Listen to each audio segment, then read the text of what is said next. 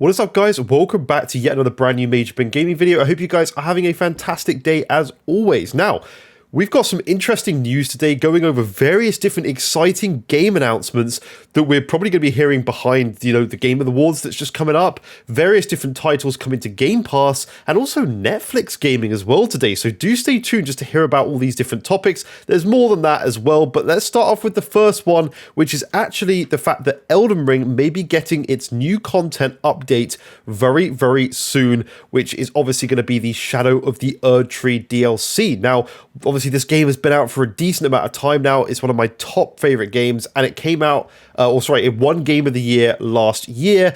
And what more of a fitting time to get the DLC announced for this game? So, as reported on the Steam database, some of the game's private branches have seen some activity in the past 2 weeks or so, suggesting developer From Software is actively working on testing some sort of update for the game, as Elden Ring hasn't been updated in a while with anything other than a few balance tweaks which did not require the extensive testing that seems to be taking place. There's a very good chance the game is about to get some new content soon.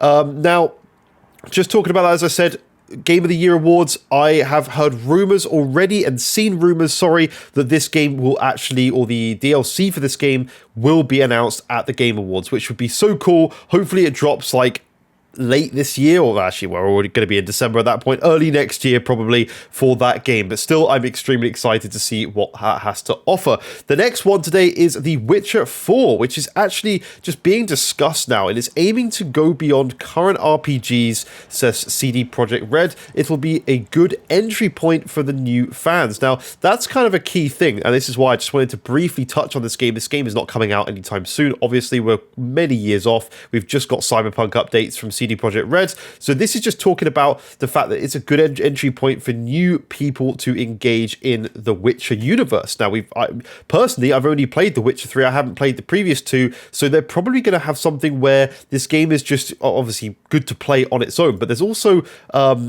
they're talking about the ongoing projects here, and you can see from all the color coding. Do pause the video if you want to see on this. It's going to be a while before we actually see the new Witcher game. As you can see, like it's just, I don't really understand this graph entirely, to be honest with you, but just have a look, have a dissect. There's also on there a Gwent-related projects as well. Support for Cyberpunk, which is, around here. Phantom Liberty DLC, which is obviously what they're doing, but then the new Witcher game, which is obviously now going to be expanded upon. And there's a few other things down here as well, if you want to have a look at that. But just wanted to touch on kind of The Witcher 3 today, just to kind of have a talk about, or The Witcher 4, about the fact that that game is in the developments, and it's kind of exciting because it is going to be brand new for people who haven't even played the previous games before, and that's kind of exciting for people to dive into. So Game Pass news now. Game Pass today has added 2 new titles.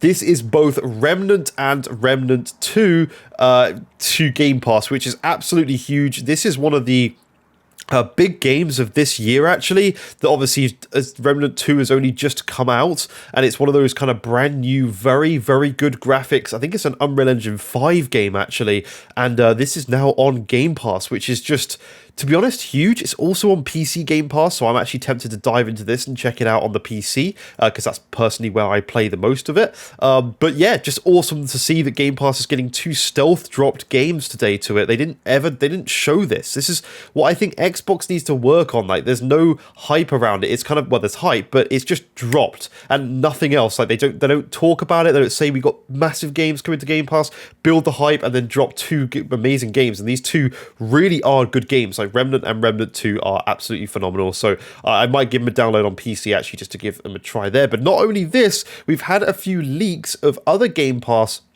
games, that are going to be coming in December 2023, and among these are Tomb Raider, or Rise of the Tomb Raider, Far Cry 6, and there is a few more. So let's try and find the list.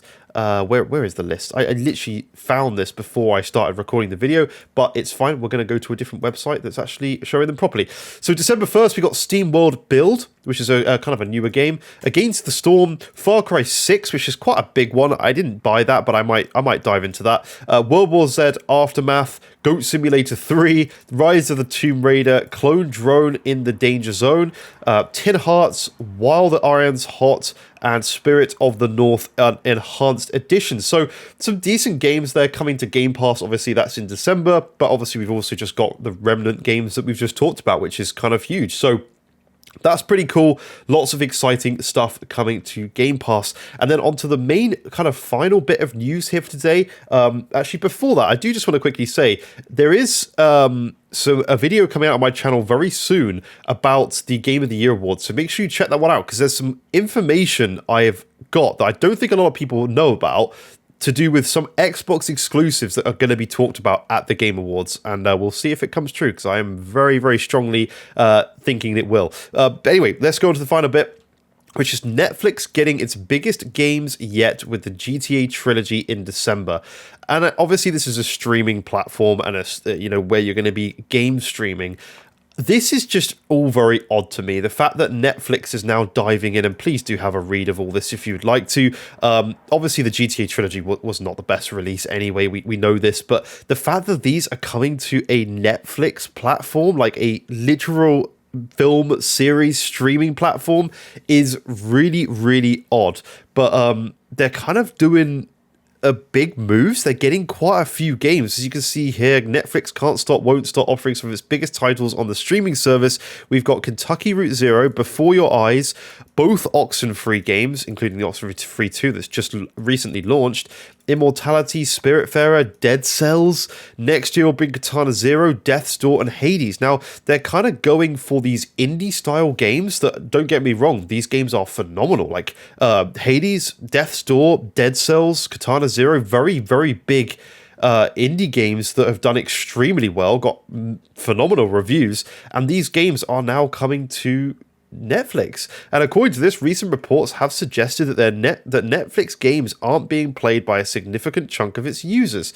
And Netflix has never released any information on who's playing what and what is the most popular games are. But this is the thing, like, I don't ever see on Netflix very often this being announced to people and talked about. Like, it's not that big of a thing. Obviously, it's hitting the news and stuff today, but it's just not, I don't hear it talked about in the mainstream. Nobody cares. Like, the people who play games are going to go out and buy a PC or a console or whatever, like, or they're going to play on their mobile. Like, it's just like, it just seems very odd to try and convert your film streaming platform, and it's actually built into the same Netflix app where all your series are. I actually feel maybe they'd do better having a directly separate app or something. I don't know. It just seems odd to build it in with your Netflix TV and film shows that everybody, the normal people are going to go on and watch. But people are going to see the games and be like, I'm not, what?